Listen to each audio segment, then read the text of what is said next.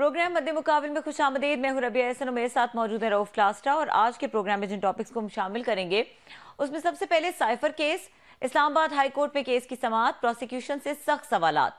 दूसरी जानिब लॉन्ग मार्च तोड़फोड़ के 2 केसेस में बानी पीटीआई बरी। पीटीआई हिमायतियों के खान के जल्दी बरी होने के दावे किस हद तक दुरुस्त, अदालती कार्रवाई की तफसीलात आपके साथ शेयर करेंगे। इसके अलावा बात करेंगे शरीफ फैमिली को बड़ा रिलीफ, नवाज शरीफ के दोनों बेटे 3 बड़े रेफरेंसेस से बरी हो गए। दूसरी तरफ वजीर आला खैबर पख्तूनख्वा अली अमीन गंडापुर के 9 में वाकयात में अदालत ने नाकाबिले जमानत वारंट गिरफ्तारी जारी कर दिए। जुल्फी बुखारी समेत 10 रहनुमाओं को भी गिरफ्तार करके पेश करने का हुक्म। केपी की हुकूमत का सख्त रद्द अमल, क्या हालात मजीद कशीदा हो सकते हैं। इसके अलावा बात करेंगे पाकिस्तान IMF मुज़ाकरात मुकम्मल, हुकूमत नई शराइत पूरी करने के लिए तैयार। NFC रुकूम में कमी से इनकार, नई किस्त जारी होने का इम्कान। पाकिस्तान IMF के दरमियान कौन सी शराइत पर बातचीत हुई, थोड़ा इसके बारे में बात करेंगे। हमें ज्वाइन किया है आज के प्रोग्राम में शाखावर साहब ने, साबिक जज और माहिर कानून है। इसके अलावा साइफर केस में प्रोसिक्यूटर थे, उनको वेलकम करेंगे। अस्सलाम वालेकुम शाखावर साहब। जी वालेकुम अस्सलाम। शाखावर साहब, thank you for joining us. बात करेंगे साइफर केस की। ये जो अपील इस्लामाबाद हाई कोर्ट में रोजाना की बुनियादों पर सुनी जा रही है, जजेस की जो रिमार्क सामने आ रहे हैं शाखावर साहब, उनसे लग ऐसे रहा है कि केस काफी कमजोर है। अब आप इसके प्रोसिक्यूटर रहे हैं, आप बड़े अच्छे तरीके से बता सकते हैं कि टेक्निकली या कानूनी तौर पर केस मजबूत है या कमजोर है। दूसरा ये बताएं कि आपको लग रहा है कि रिलीफ मिल जाएगा बानी पीटीआई को। जी देखिए, सबसे पहले तो मैं आपको ये अर्ज कर दूं कि मैं प्रोसिक्यूटर जरूर था इस केस में, मेरे साथ 2 और भी प्रोसिक्यूटर्स थे। लेकिन जब ये ट्रायल अभी इनिशियल स्टेजेस पे ही था तो मुझे कुछ इजाफी जिम्मेदारियां मिल गई थी पाकिस्तान क्रिकेट बोर्ड में एज इलेक्शन कमिश्नर। फिर मैं उसमें चेयरमैन भी रहा और मैंने फिर इलेक्शन करवाए। तो मैं प्रैक्टिकली इस ट्रायल में नहीं था, एब्सेंट था, जो डिसाइसिव जब ये कार्रवाई हो रही थी। लेकिन एक चीज जरूर है कि ये जो अभी अपील चल रही है इस्लामाबाद हाई कोर्ट में, उसमें जो बड़े सख्त सवालात हो रहे हैं अभी जो मौजूदा प्रोसिक्यूटर हैं उनसे, वो गलबन उनसे हो रहे हैं जो कि आखिर में जब ये केस कंक्लूड हो रहा था तो इसमें एक काफी सूरत का मुजाहरा किया गया था, जल्दबाजी का। लेट आवर्स तक जो है वो प्रोसीडिंग्स होती रही। और दूसरी चीज ये थी कि जब एक स्टेज के ऊपर इनके मुल्जमान के वकला मौजूद नहीं थे तो फिर उसी वक्त सरकारी वकला जो हैं उनको मुयसर किया गया और उन्होंने मुल्जमान के एतराज के बावजूद भी बतौर सरकारी वकील मुल्जमान के उन्होंने फिर उस पर जरा भी की, जिस पे एतराज भी आते रहे। तो मैं समझता हूँ कि ये एस्पेक्ट जो है वो हाई कोर्ट के सामने मौजूद है। लेकिन जहां तक मैंने चूंकि केस पढ़ा हुआ है, इस केस के मेरिट्स का ताल्लुक है, वो बड़ा स्ट्रॉन्ग केस है, ये मैं आपको बताऊं। और अगर उसको रूटीन में भी चलने दिया जाता, इसमें जल्दबाजी ना की जाती और वो सारे प्रोसेसेस कंप्लीट किए जाते जो कि आइन के उसका तकाजा करता है, तो मेरा ख्याल है कि ये केस मजबूत था और उसमें फिर भी सजा के इम्कानात थे। लेकिन अब लग रहा है कि जो डिवीजन बेंच है जो इस अपील को सुन रही है, उनके पेश नजर ये बात है कि जो आखिरी दिनों में जो उजलत का मुजाहरा किया गया केस की कंक्लूजन में, उसके बारे में शायद वो तहफ़्फ़ुज़ात रखते हैं और इसके इम्कानात मौजूद है कि वो इस जजमेंट को इस वजह से सेट असाइड कर दे कि इसमें ड्यू प्रोसेस या जो एक डिफेंस का प्रॉपर मौका था वो नहीं दिया गया, और उस जजमेंट को सेट असाइड करके इसके इम्कानात मौजूद है कि वो दोबारा अदालत में भेज दें ताकि आप पूरे मौके जो है मुल्जमान को दें फिर इसका ट्रायल। तो मुझे तो ये नजर आ रहा है। अच्छा शाखावर साहब, यू राइटली पॉइंटेड आउट, जो पॉइंट मैं भी पूछना चाह रही थी, समझना चाह रही थी कि आज जस्टिस मियां अब्दुल हसन औरंगजेब के जो रिमार्क्स थे, उन्होंने कहा कि इतनी क्या जल्दी थी कि रात गए ये जो केस है वो सुना गया है। तो एक अगर कानूनी एतबार से इसको देखा जाए तो वाकई क्या ये एक जल्दी में सुना गया? आप इस चीज को एंडोर्स करते हैं कि जल्दबाजी दिखाई गई? और दूसरी चीज कि क्या कानूनी तौर पर अगर केस कोई टाइमिंग होती है केस को सुनने की कि कितने बजे से कितने बजे तक सुना जा सकता है और ये एतराज वैलिड है? देखिए, ये तो कोर्ट ने एडमिनिस्टर करना होता है प्रोसीडिंग्स। उसमें भी ये होता है कि नॉर्मली कोर्ट टाइम्स तक जो है वो प्रोसीडिंग्स जारी रहती है। उसके बाद अगर वकला जो है वो दोनों साइड्स के अगर वो कंसेंट कर दे तो कोर्ट उससे ज्यादा टाइम तक भी ट्रायल शुरू किया जा सकता है, लेट आवर्स तक भी किया जा सकता है। लेकिन मैं ये जाती तौर पे समझता हूँ कि अगर इसको इस तरह जल्दबाजी ना की जाती और इसको रूटीन में रखा जाता, वो ज्यादा प्रॉपर था और उसमें जितने एतराजात अभी बेंच की तरफ से आ रहे हैं शायद वो ना आते, वो सिर्फ मेरिट्स ऑफ द केस तक महदूद रहते। लेकिन मैं ये समझता हूँ कि उस उजरत से ये नुकसान होने का इम्कान है कि शायद वो जजमेंट जो है उजरत की वजह से, उसकी प्रोसीडिंग होने की वजह से वो सस्टेन न कर सके और उसको रिमांड बैक कर दिया जाए, उसको सेट असाइड करके कि इसको दोबारा सुना जाए। शाह खबर साहब, बहुत शुक्रिया आपने हमें ज्वाइन किया सर। अरे सर जी, मैंने वो फैसला पढ़ा है, आपने भी यकीनन पढ़ा है सर, आपका ये रिलेटेड केस था, मेरे ख्याल बहुत सारे लोगों ने पढ़ा होगा।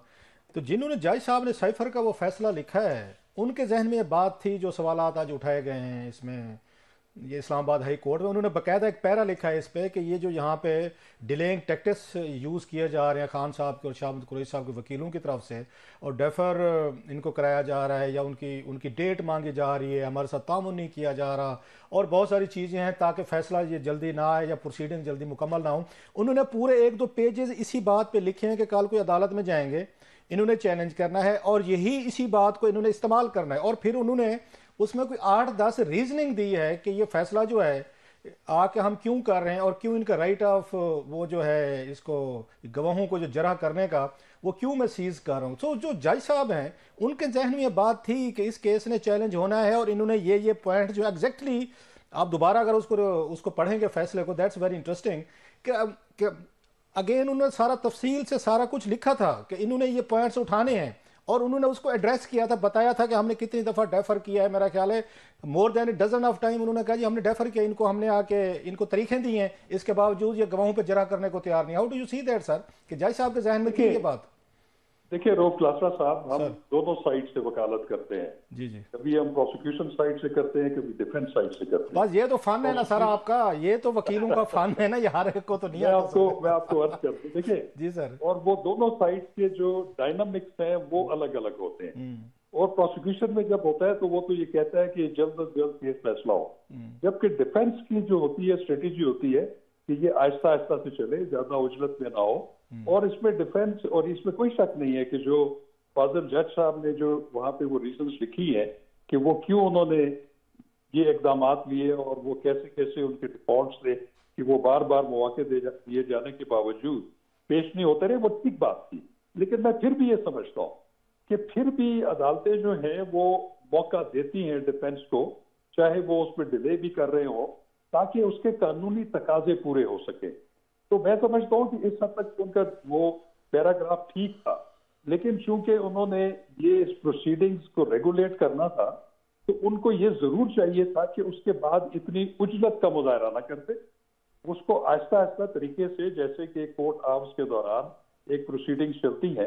क्योंकि वो एक चीज ऐसे है कि जब ऐसी चीज आपने देखा होगा कि हनीफ अब्बासी साहब का एक केस, वो भी एक बड़ा अफसोसनाक बात थी।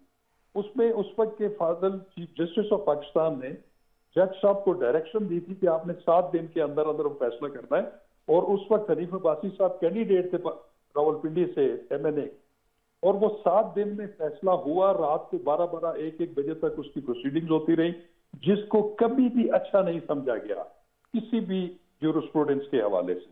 तो मैं ये जाती तौर पे समझता हूँ कि जो ड्यू प्रोसेस है और जो कार्रवाई है उसका ट्रांसपेरेंट होना जरूर नजर आना चाहिए। नहीं, आपने बड़ी अच्छी बात की कि सारी ये चीज़ें होनी चाहिए। एक और चीज़ है सलमान सफदर साहब ने पॉइंट आउट किया, हालांकि मेरा ये ख्याल है कि मेरी रीडिंग है, जिस दिन फैसला आया था मैंने उस दिन भी ये प्रोग्राम में बात की थी, जो साइफर वाला जो केस है बड़ा पावरफुल लिखा हुआ है। अब उसको कैसे इनकी डिफेंस जो है यहाँ पे इस्लामाबाद हाई कोर्ट में इसको आके वो गलत साबित कर दें, it was a very powerfully मतलब रिटर्न, एक एक चीज़ का उन्होंने जहन में रख के जज साहब ने वो चीज़ें लिखी थी। हैविंग सेड ऑल दिस, और सलमान सफदर साहब ने जो पॉइंट्स उठाए हैं उसमें एक और पॉइंट भी था कल, क्योंकि मेरा ख्याल अटॉर्नी जनरल भी जाएंगे, वो भी जवाबन अपना वहाँ पे उन्होंने जवाब देना है कि ये फैसला किस तरह जल्दी में हुआ है, ठीक हुआ, गलत हुआ, वो तो अपना पॉइंट ऑफ व्यू देंगे। सलमान सफदर साहब ने जो आज बात की है वो उन्होंने की है आजम खान साहब के हवाले से कि एफआईए का बयान और जो अदालत में बयान था उसमें डिफरेंस था। तो आप समझते नहीं हैं कि जो मेन चीज़ थी इसमें उन आजम खान साहब के बयान में जिसकी वजह से खान साहब को सजा हुई है वो सैफर की कापी पे था कि सैफर की कापी गुम कर बैठे इमरान खान साहब, और उनका प्रिंसिपल सेक्रेटरी उनके खिलाफ ये बयान देकर आया है कि खान साहब को मैंने कापी दी थी और मेरे आने तक 11 अप्रैल तक उन्होंने मुझे कापी वापस नहीं की। सो आप समझते नहीं है जो सजा दी गई है मोस्टली वो सैफर की कापी गुम होने पे भी बहुत बड़ा इल्ज़ाम था खान साहब को। तो ये इसको कैसे कवर करेंगे इस बड़े पॉइंट को कि सैफर की कापी आज तक नहीं मिली जिसकी आजम खान साहब ने तस्दीक की थी वहां पे, हाँ खान साहब से गुम हुई और उन्होंने कापी मुझे वापस नहीं की। देखिए, ये जो अभी मेरिट्स के ऊपर ये जो बहस हो रही है, उनके वकील जो कर रहे हैं वो टेक्निकल चीजों के ऊपर बहुत ज्यादा जोर दे रहे हैं। लेकिन मैं फिर भी ये कहूंगा, क्योंकि मैंने वो केस प्रोसिक्यूशन का पढ़ा हुआ है, उस केस को अगर आप देखें तो उसमें जो गवाहान पेश हुए हैं उसमें फॉर्मर फॉरेन सेक्रेटरी है, उसने इस्तगासा के बयान की तस्दीक की है। इस तरह आजम खान साहब है, प्रिंसिपल सेक्रेटरी हैं, फिर उस वक्त के और सीनियर ऑफिसर है, एडिशनल सेक्रेटरी थे। और इस तरीके से वो जो सरकारी अफसरान है उन्होंने जो चेन ऑफ इवेंट्स हैं प्रोसिक्यूशन के, उनको तो वो बड़ा, मैं समझता हूँ, सक्सेसफुली कंप्लीट किया है। तो वो बड़ा पावरफुल था। लेकिन मैं फिर ये कहूंगा कि इतना पावरफुल केस होने के बावजूद भी उसको सिर्फ उजलत में और इस तरीके से, जिस तरीके से उसकी कार्रवाई चलाई गई, उससे वो पावरफुल केस जो है, मैं समझता हूं कि वो हाई कोर्ट की नजर में जो है वो उस पर काफी तहफुजात होंगे। अब हम प्रिडिक्ट नहीं कर सकते कि वो क्या फैसला करेंगे, सामने केस है।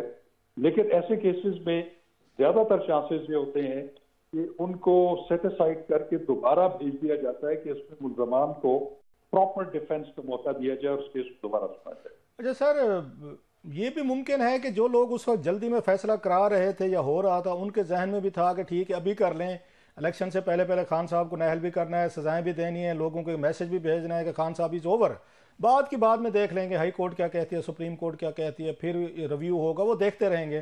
तो आप समझते हैं कि ये बातें भी उस वक्त उनके जहन में थी जो पीछे से अक्सर कहा जाता है, पीटीआई कहती है कि जनाब कुछ और फैक्टर्स है, कुछ और फोर्सेस थी जो हमें फैसले करा रही, तो उनके जहनों में भी होगा ठीक है एक दफ़ा कर लें, कल की कल देखेंगे। सर देखिए रब साहब, मैं आपको बात बताऊं कि इस पे तो मैं कोई इतनी रायदनी नहीं कर सकता कि किसके कहने पे हुआ या नहीं हुआ। लेकिन एक चीज बड़ी, चूंकि मैं भी पॉलिटिकल कारकुन रहा हूं, आप भी पॉलिटिक्स में बहुत, आपने जेल भी भुगती हुई, अगर मैं गलत नहीं कह रहा तो सर। बिल्कुल ऐसे ही है, बिल्कुल ऐसे ही है। देखिए, बात यह है कि मामलात को जो है वो एक नेचुरल कोर्स में रहने दिया जाए, ज्यादा बेहतर होता है। और मैं ये समझता हूँ कि ये जो 3 कन्विक्शन हुई थी ऊपर नीचे 8 फरवरी से पहले पहले, वो जो है वो काउंटर प्रोडक्टिव हुई हैं। जो ये सोच रहे थे कि शायद उनको सजा देने से जो है वो वोटर जो है उनको डिमोरलाइज कर दिया जाएगा, मैं ये समझता हूँ कि उन्होंने एक पॉजिटिव जो है वाइब दी है वोटर को और पार्टी को, और उसके नतीजे में लोग जो है वो ज्यादा रिएक्शन में निकले हैं। और किसी का भी जो ये माइंड सेट था या ब्रेन चाइल्ड था, मैं समझता हूँ कि वो ठीक नहीं था। अच्छा, एक और बड़ी अहम डेवलपमेंट हुई है शखावत साहब, आज एक अहम केस का फैसला आया है। 3 रेफरेंसेस, एवनफील्ड, लजीजिया और फ्लैगशिप, जिसमें हसन और हुसैन नवाज को बरी कर दिया गया है। अब ये जो इंसाफ हम देख रहे हैं इन दिनों में नून लीग को मिल रहा है एक के बाद दूसरा, इससे जो इंसाफ की अपने पैरामीटर्स हैं और जो उसकी हेल्थ है उस पर जो क्वेश्चन उठ रहे हैं कि ये फैसले जो पहले उनके खिलाफ आए क्या वो गलत थे, और अगर वो गलत थे तो जिन्होंने वो केसेस चलाए उनके खिलाफ कोई कार्रवाई नहीं होनी चाहिए फिर। देखिए रबिया, मैं आपको बताऊं कि हसन नवाज और हुसैन नवाज के खिलाफ तो ट्रायल हुआ ही नहीं था। उनको तो ट्रायल शुरू होने से पहले 512 की कार्रवाई होती है ज़ाब्ता फौजदारी की, उनको इश्तिहारी मुल्जिम करार दे दिया गया।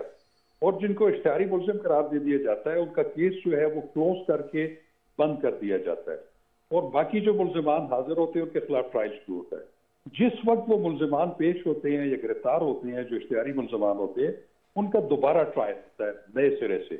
अब यहाँ पे देखना ये है कि ये जो मुकदमात आप बता रहे हैं उसमें जो मेन अक्यूज थे मियां नवाज शरीफ साहब, मरियम नवाज, कैप्टन सफदर, वो तो इसमें बरी हो गए। तो अब ये एक लीगल स्ट्रेटेजी होती है कि अगर एक इश्तिहारी है, वो चाहे कितने साल भी इश्तिहारी रहा हो, और वो आके सरेंडर कर जाए कोर्ट में और वो वहीं से प्रोसीडिंग स्टार्ट करे, तो जब उनके दीगर मुल्जमान जो थे उनको बरी कर दिया गया है, हाई कोर्ट ने बरी किया है, तो फिर उनके लिए जो है बड़ी आसानी पैदा हो जाती है कि वो एक कंसिस्टेंसी का प्रिंसिपल है उसको फायदा पहुंचता है। तो फिर जब एक मेन एक्यूज अगर उसमें बरी हो गए हैं तो फिर दूसरे जो बाद में आए हैं उनका चांसेस कन्विक्शन होने के बड़े कम होते हैं, और उसी को इन्वोक करते हुए अदालत ने उनको रिलीफ दिया है, और ये एक रूटीन का मैटर ही ऐसे ही होता है। अच्छा सर, ये बताइएगा, मतलब नौजवान नस्ल आगे हमारी आंखों के सामने हो रहे हैं, कुछ ज़्यादा पुराना वाकया नहीं है, 4-5 साल पहले की कहानियाँ है सारी, मतलब हम सब ने देखा है। तो इसका मतलब तो ये हुआ कि ये डिपेंड करता है कि उस वक्त इस्टेब्लिशमेंट किस साइड पे खड़ी है। अगर वो नवाज शरीफ के खिलाफ इस्टेब्लिशमेंट, तो फिर नवाज शरीफ साहब के खिलाफ जेटी भी बनेगी, उनको जेल भी होगी, मरियम साहबा को भी होगी, फिर इसाक डार पे भी केसेस हैं, कैप्टन सफदर पे भी हैं, हसन और हुसैन पे भी हैं, पूरी पार्टी पे वो फिर अंदर जाएंगे क्योंकि इस्टेब्लिशमेंट के खिलाफ है। और with the turn off events अगर इस्टेब्लिशमेंट आपके साथ हो जाए तो फिर टेक्निकल बुनियादों पर रिलीफ भी मिलने शुरू हो जाए। सो ये मतलब लीगल केसेस नहीं है, इंसाफ का मसला नहीं है, ये सारा मसला ये है कि उस वक्त इस्टेब्लिशमेंट आपके साथ कहाँ खड़ी हुई है, मुखालिफ है या आपकी दोस्त है। तो इंसाफ तो इस तरह होते लग रहा है, लोग देख रहे हैं कि 3-4 साल पहले जिनमें सजाएं दी गई थी वो 3-4 साल बाद वो वापस ले लेंगे, नहीं जनाब गलती होगी, गलती छड्डो जी, बस आओ जी। मतलब इस तरह इंसाफ होता है, इस तरह की चीज़ें होती हैं। मतलब अगर that's how NAB operates, investigator operates, इंसाफ के बड़े बड़े लोग इस तरीके से ऑपरेट होते हैं। लगता है पूरी, मतलब 3-4 साल पहले सब कुछ हुआ है सर हमारे आंखों के, आज कहते नहीं जी गलत हुआ था सारा। और वही लोग हैं, जजेस भी वही थे, नैब वाले भी वही थे, इन्वेस्टिगेटर भी वही, बस एस्टेब्लिशमेंट बदली है सर दरमियान में। मैं आपको ये बताऊं कि मुझे नहीं पता कि आप किस तिहाई की पैदाइश है, लेकिन एक बात है, अब मेरी आप उम्र पूछना चाहते हैं तो मैं बता देता हूँ 70s की अर्ली सर, 60s की तिहाई की मेरी पैदाइश है जी सर। और जो 60s की दहाई में जो पैदा हुए हैं उन्होंने बहुत सारे इवेंट्स अपने सामने देखे हैं। Right sir. उन्होंने मेरा ख्याल है कि उनको जनरल यहिया का दौर भी याद होगा, उसके बाद जुल्फिकार अली भुट्टो साहब का भी याद है, और उसके बाद जितने इवेंट्स हैं हमें बिल्कुल अजबर है। देखिए माजी में जो कुछ होता रहा है हमारे सामने, तो मैं आपको मुख्तसरन इसको उसको जो है ना समुद्र को कूजे में बंद करूंगा। मुझे परवीन शाकिर का एक शेर याद आ रहा है सर कि तू बदलता है तो बेसाख्ता मेरी आंखें अपने हाथों की लकीरों पे उलझ जाती। वाह वाह। तो बात सिर्फ बदलने की है तो वो आपने जवाब दे दिया सर जी के बात बस वही वाली बात है कि एस्टेब्लिशमेंट किस साइड पे खड़ी है। अच्छा सर, अली अमीन गंडापुर साहब जो हैं उनको वारंट जारी किए गए हैं कि 2 अप्रैल को उनको पेश किया जाए। ही इज प्रोविंशियल, वो चीफ मिनिस्टर हैं, और ये फैसल वाडा साहब कोई अपनी पेशीन कोई कर चुके थे कि आपके 15 रमज़ान 20 रमज़ान के करीब शायद वो गिरफ्तार हो जाएं। हाउ आप इसको कैसे देखते हैं कि मेरा सूबे के चीफ मिनिस्टर के किसने समन किया है, किस फोरम ने? ये मुझे दहशतगर्दी की अदालत ने सर 9 मई के केसेस में उन्होंने समन किया, और भी 8-10 लोग हैं पीटीआई के, उनको वारंट जारी किए गए कि इनको पेश किया जाए हमारे सामने। मेरा ख्याल है कि उनको पेश होना तो पड़ेगा, लेकिन उनके पास एक सहूलत मौजूद है सर कि वो ज्यादा इम्कान ये है कि वो जो पेशावर हाई कोर्ट है वहां से अपनी हिफाजती जमानत करवा के आएंगे, और फिर एंटी करप्शन वो जो एंटी टेररिज्म कोर्ट है फिर उसमें बाकायदा अपनी जमानत जो है वो दाखिल करेंगे। तो मेरा ख्याल है कि वो जरूरी नहीं है कि वो उस तारीख को वो पेश हो और वो गिरफ्तार हो जाए। तो ये एक उनको आईनी और कानूनी सहूलत मौजूद है। मेरा ख्याल है कि वो वहां से प्रोटेक्टिव बेल लेकर आएंगे, और उसके बाद उनकी जो प्री अरेस्ट बेल है वो लंबी चलती रहेगी।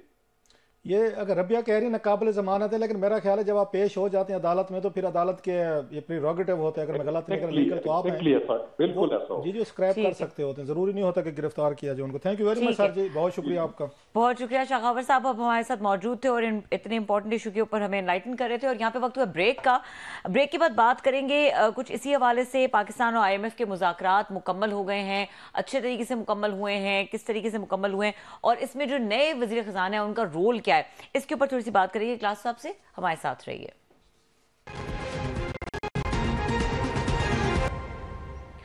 Welcome back. क्लास साहब बात करेंगे IMF प्रोग्राम के हवाले से। जो IMF के पाकिस्तानी गवर्नमेंट के साथ मुज़ाकरात हैं वो मुकम्मल हो गए हैं। अब इम्कानात ये हैं, जो खबरें सामने आ रही हैं कि शायद जो मुज़ाकरात हैं वो सक्सेसफुल हैं और जो नई किस्तें वो जारी हो जाएगी।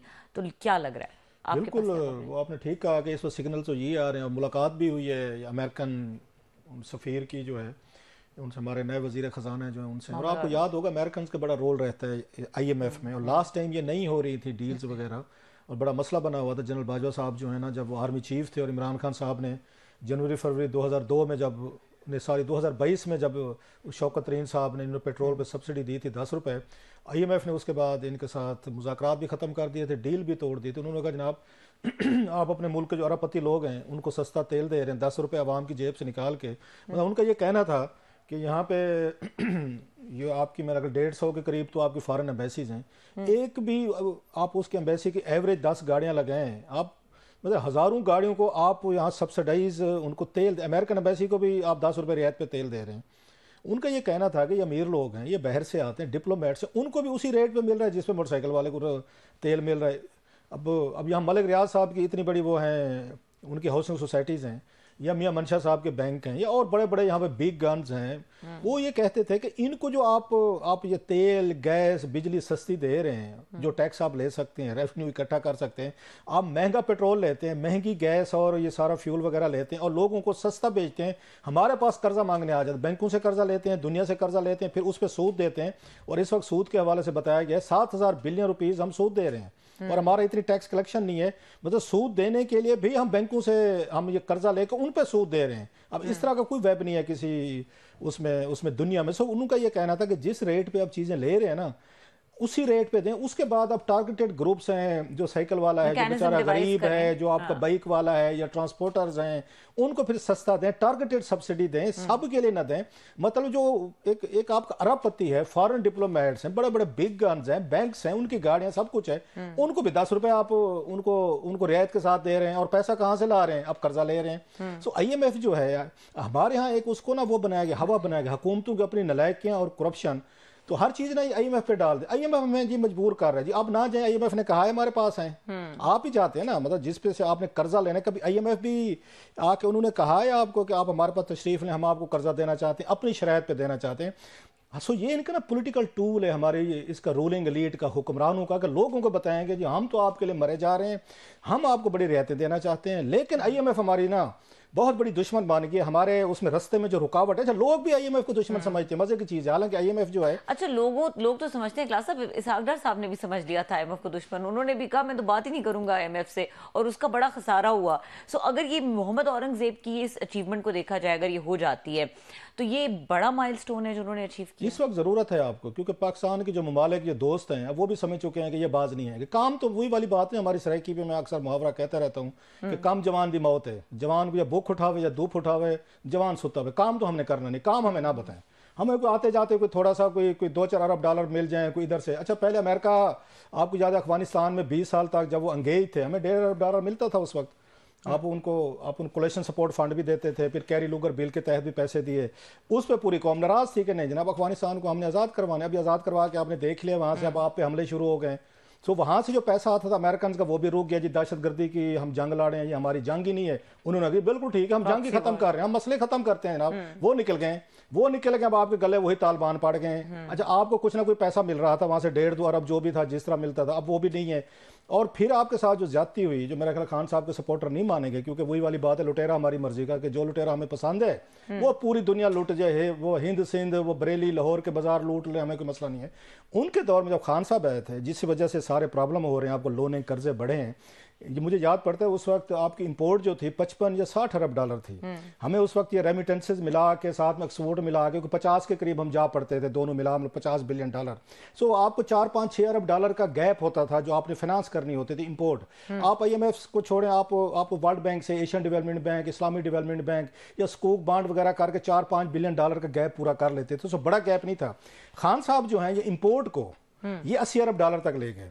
अच्छा एक्सपोर्ट भी साथ बढ़ी, वो 30 तक आई या 31 अरब आई, फिर रेमिटेंसेज बनी। सो ये खान साहब के दौर में हमारी जो रेमिटेंसेज एक्सपोर्ट मिला के वो 60 बिलियन डॉलर थी, और जो इंपोर्ट थी वो 80 आपकी अरब डॉलर थी। अब 20 अरब डॉलर का जब गैप आया तो फिर आप भागे। उसके बाद आम आदमी को डेफिसिट नहीं समझ आएगा, इनको बताया भी ना करें deficit, conflict of interest, gap shape नहीं है, इनको सीधा बताया करें आप कि 60 बिलियन डॉलर आपके पास था और दुनिया से 80 अरब डॉलर की आप खरीदारी फरमा रहे थे, 20 अरब डॉलर आपके पास नहीं था। फिर आपने उसके चाइना के पास गए हैं, फिर उसके बाद आप उनके पास सऊदीज़ के पास गए हैं, फिर आप उसके पास यूई के पास गए, उन्होंने 4-5% पे आपको उन्होंने लोन दिया कि चलें पैसे रख लें, $4 अरब, $5 अरब। That's how it started.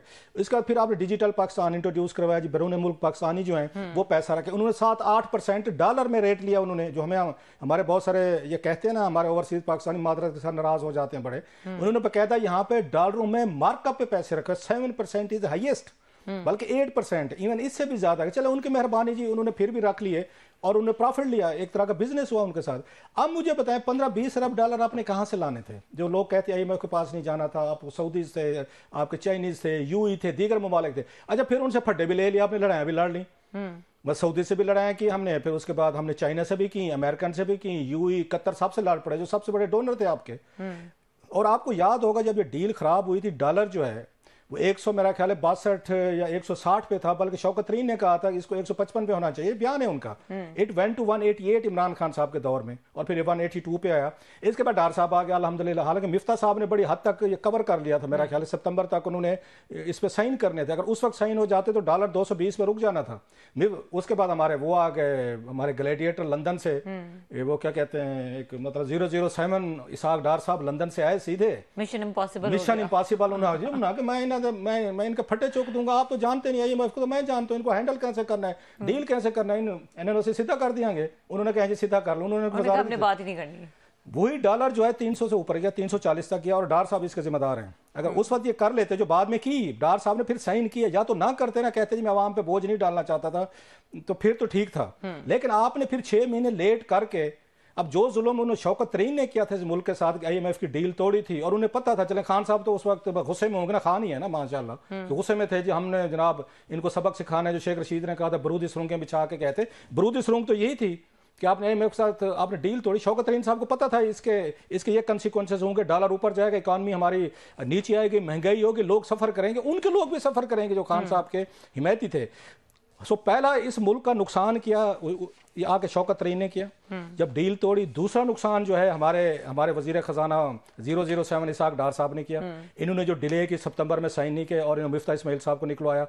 अब जो चीजें हो रही हैं, जिसकी वजह से आपको याद होगा जनरल बाजवा को फोन करना पड़ गया था, उनको अमेरिकन एस्टेब्लिशमेंट को, ये रिकॉर्ड पे है कि जनाब मेहरबानी फरमाएं, हमारा तो मुल्क गया है, अब वो करवाएं, हमारी IMF के साथ डील करें। बल्कि ये डार साहब की धमकियों की वजह से इन्होंने पेरिस में, अगर मैं गलत नहीं कह रहा, पेरिस था, और वहां पे फिर शहबाज शरीफ साइडलाइंस पे बड़ी मुश्किल से मुलाकात की थी। इतनी मिन्नत तरले करने के बाद, हाथ मुंह पकड़ने के बाद आपने किया। अगर ना करते तो आज डॉलर आपका जो है ये कहीं के आपका किया होता। ये लोग कहते थे ना डिफॉल्ट कर जाता, क्या हो जाता? अगर खुदा ना खासा डिफॉल्ट कर जाता, लग पता जाना था पूरे मुल्क को, उनको भी पता लग जाना था जो खान साहब के हामी है, दुश्मनों और दोस्तों को सब पता चल जाना था। Having said all this, now coming to the point, ये शराइत जो IMF ने रखी हैं, ये बड़ी सख्त शराइत हैं। आने वाले दिनों में इस पे चीखें निकलेंगी, कोई नहीं। आपकी बिजली भी आपकी महंगी होगी, गैस भी होगी, इसलिए लोग अभी से ये तैयार हो जाएं, बेल्ट को जरा टाइट कर लें। जो घरों में बैठे हैं सब, और स्पेशली सरकारी दफ्तरों में आप जाए ना कभी, वहां पे पंखे भी चल रहे हैं, AC भी चल रहा है, ये तो मैंने देखा हूँ, गीजर भी चल रहे हैं। अच्छा, सबसे बड़ा आपका वो जो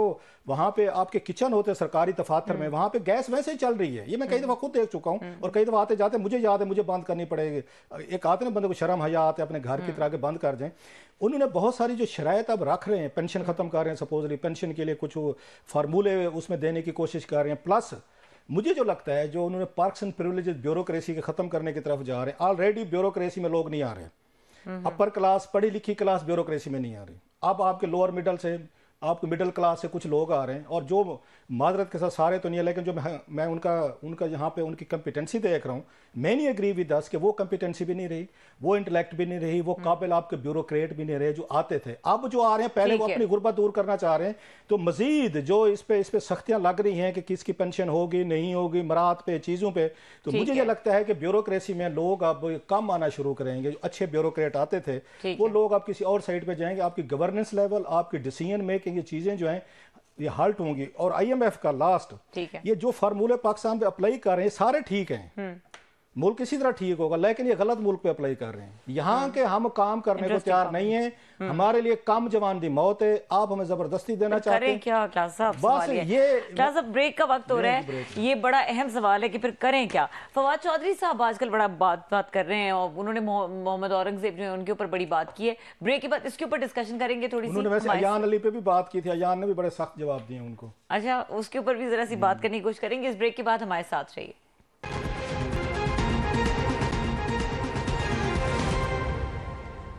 वेलकम बैक। क्लास साहब, ये फवाद चौधरी साहब क्या कह रहे हैं? पूरे पाकिस्तान को OLX पे लगा दो, बाहर से ले आए वजीर खजाना। अभी आप बता रहे थे अयान अली के बारे में भी कुछ कहा उन्होंने।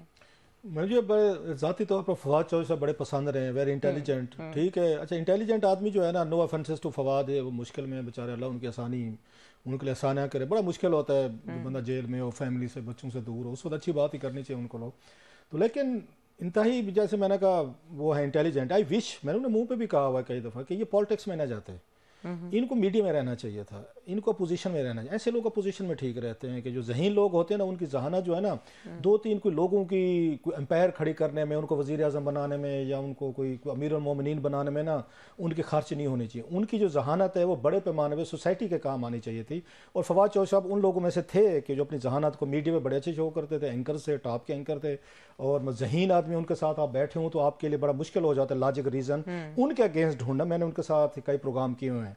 हैविंग सेड ऑल दिस, आजकल क्योंकि वो थोड़े से कोई इस तरह का ज़हीन आदमी फिर बहुत सारे मौके देख रहा होता है, मेरी किधर जगह बने। अब इसी जहानत के चक्कर में वो तमाम जो फोरम थे, स्टेजेस थी, जो पार्टीज थी जहाँ पे कोई दुड़की लग सकती थी, वो सारे अपने ऑप्शन जो है ना, कॉल ए फ्रेंड या मतलब सीक एक एडवाइस कहते हैं ना, वो जो आता है जी, वो सारे ऑप्शन खत्म कर बैठे, लाइफ लाइन सारी खत्म कर बैठे हैं। ये फौज के बड़े करीब समझे जाते थे, फिर पीपल्स पार्टी के बड़े करीब थे, गिलानी साहब के भी ये रहे, मुशीर रहे, बिलावल के भी रहे, जनरल परवेज मुशर्रफ साहब के भी रहे, फिर इमरान खान साहब के साथ भी आ गए, फिर उसमें भी चले गए थे, वो जो थी उसकी तरीके इस्तकलाल वगैरह। इमरान खान साहब भी नाराज कर इस्तेहकाम सारी, अब तमाम लोगों को कर बैठे हैं नाराज।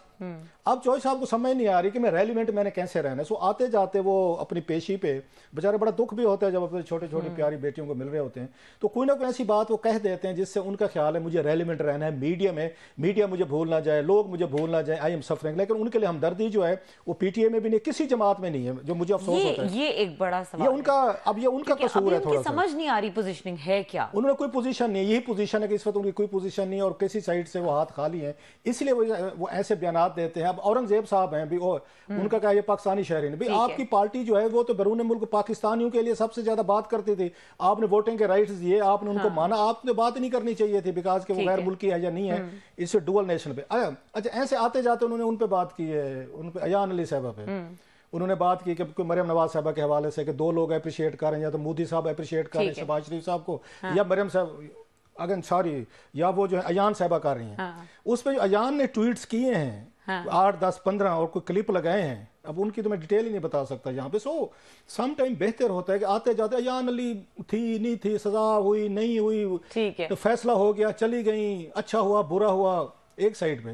आपने जाते जाते कहाँ अयान अली बैठे, कहाँ बॉक्स है जिसमें और उससे बड़े अच्छे खासे अयान अली ने मतलब बैड टेस्ट में, क्योंकि उसको भी अफसोस हुआ होगा कि मेरे ऊपर चौधरी साहब ने कोई जाती हमले किए हैं, तो इस तरह चौधरी साहब आते जाते चपेड़े मार लेते हैं। क्लोजिंग के लिए कहा जा रहा है और प्रोग्राम का वक्त खत्म हो गया। देखने के लिए शुक्रिया, इजाजत दीजिए, अल्लाह हाफिज।